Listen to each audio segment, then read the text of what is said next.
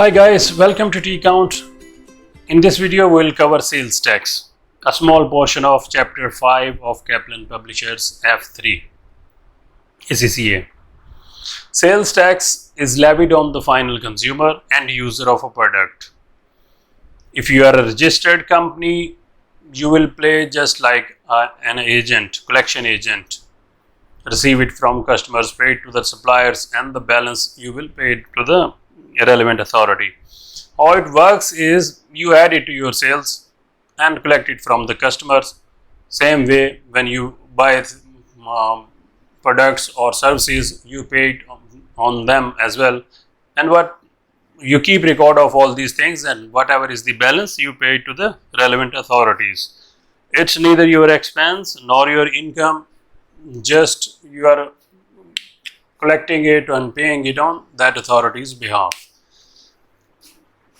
I mean, it's easier to understand through example. That's why I have already written a data for an example, and we'll go through it to understand the entries, because you will be tested on more on entries and how to calculate that tax. Supplier Saxena gross sales, gross purchases 960, sales tax 160. I hope you can read it, and the net is 800. First of this entry, purchases. You know how to pass purchases entries. Purchases to, how much is that? This is not our purchase, this is gross amount. Purchase is net 800.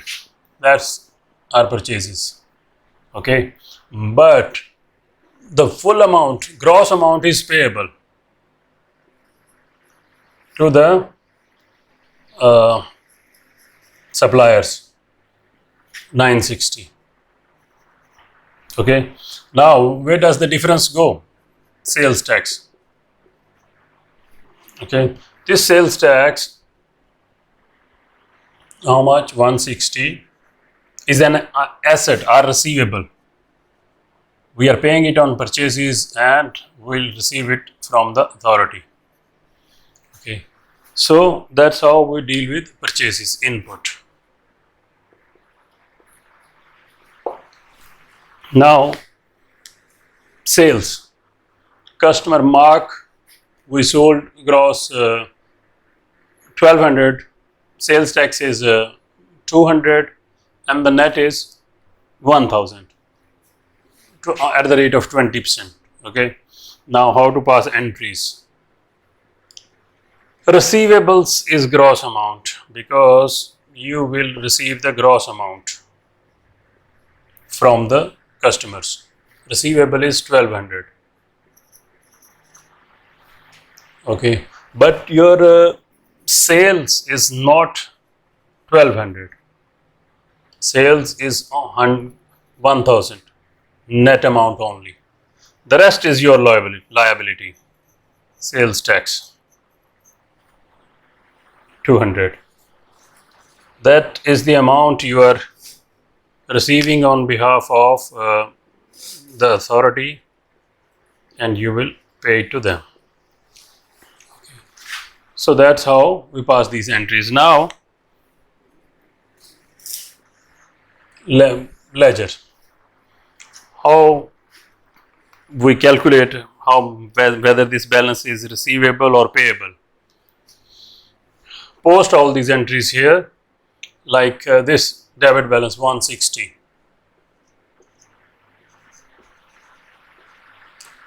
Sales tax. Okay.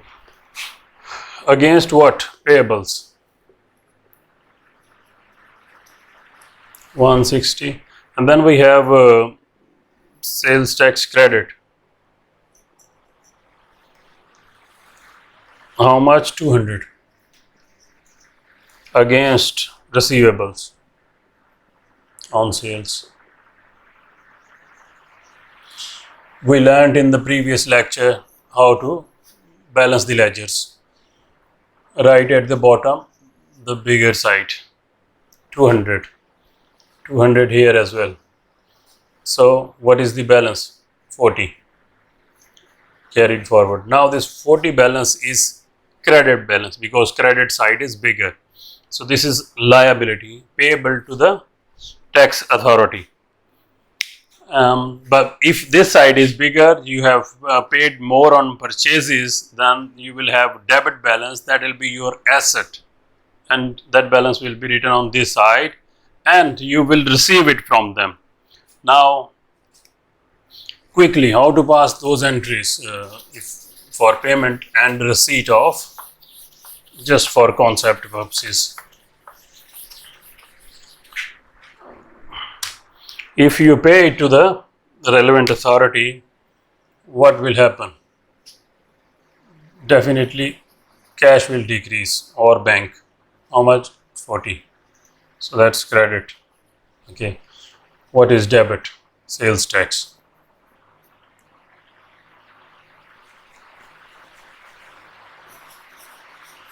Sales tax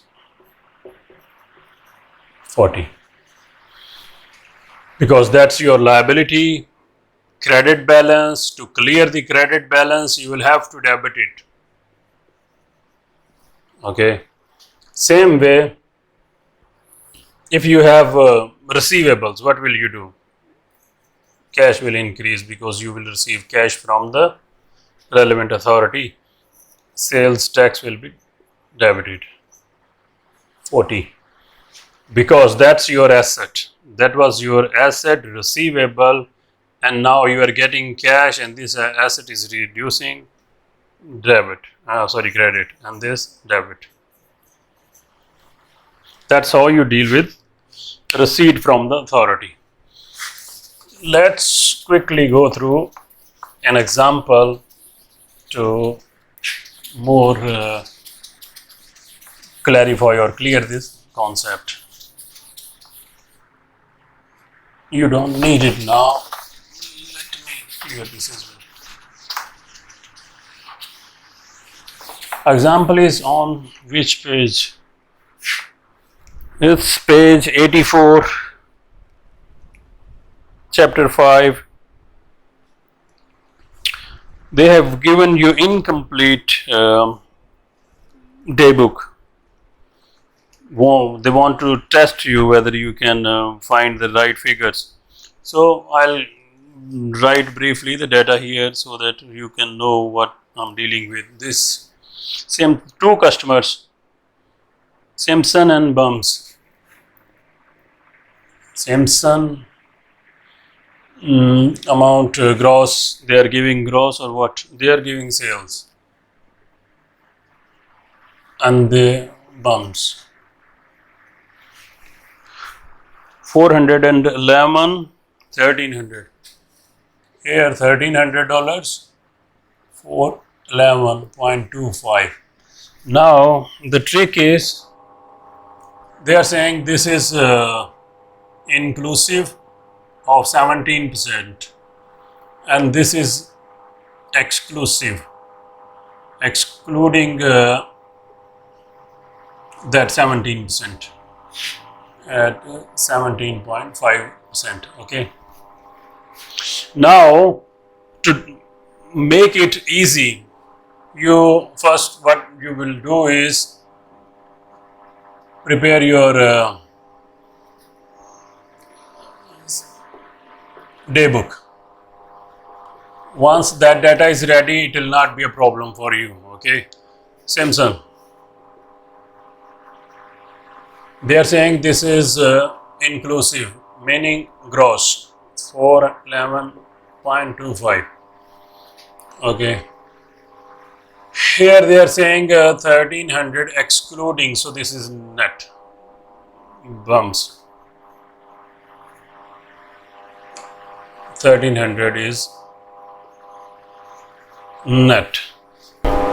You can calculate 411.25 into 17.5 divided by 117.5, which is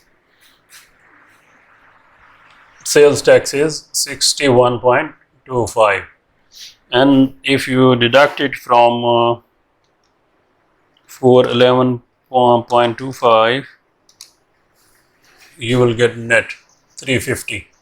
That's your net. Now this net is given how much is the sales tax at the rate of 17.2% on 1300. 17.5%. This is 227.5. Is that correct? Yeah. And what will be the gross? 13 plus 1300 plus this 1527. 1527.5. Okay, now you have all this data is ready. You need to add them up. This is 13 plus 3, 16, 50. This is 288.75. Here you have 1938.75. Okay, now this data is ready. Basically, they are asking for entries, and you cannot make entries unless you have this data ready. Now you can easily prepare the entries, just like sales. You know how to book sales. This is receivables, debit. Receivables is gross amount because you will receive the full amount from the customers.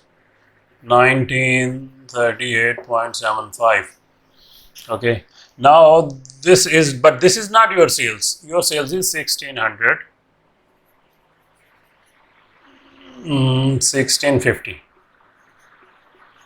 That's your sales, and the rest you are collecting is your liability sales tax.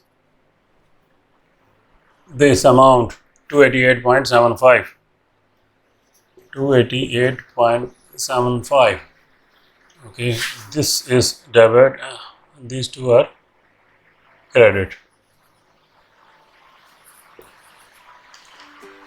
So that's how you pass this entry. Hope this is clear and this has helped. See you in the next video. Thanks a lot for watching.